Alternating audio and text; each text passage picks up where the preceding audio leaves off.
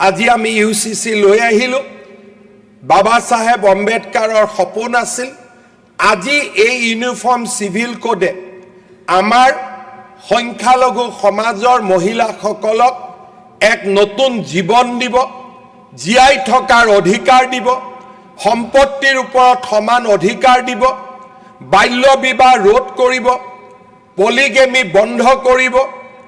প্ৰথমবাৰৰ বাবে সংখ্যালঘু সম্প্ৰদায়ৰ মহিলাসকলে প্ৰথমবাৰৰ বাবে স্বাধীন ভাৰতৰ নাগৰিক হিচাপে সম অধিকাৰ লৈ ভোট দিবলৈ সুযোগ পাব জীৱন যাপন কৰিবলৈ সুযোগ পাব মই অনুভৱ কৰোঁ যে আমাৰ সদনে বিশেষকৈ বিৰোধী পক্ষই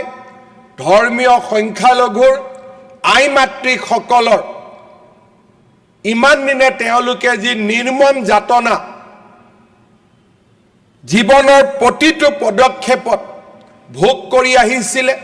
সম্পত্তিৰ অধিকাৰৰ পৰা বঞ্চিত হৈছিলে বহু বিবাহৰ দৰে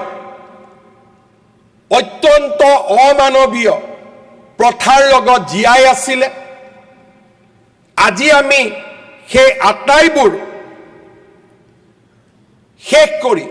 সংখ্যালঘু সম্প্ৰদায়ৰ মহিলাসকলক যি স্বাধীনতা দিয়াৰ বাবে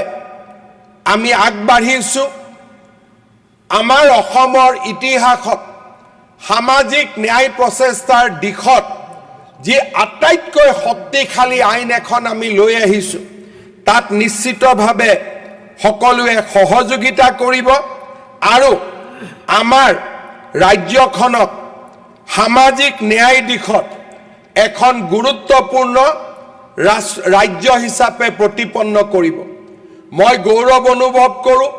যে উত্তৰাঞ্চল আৰু গুজৰাটৰ পিছত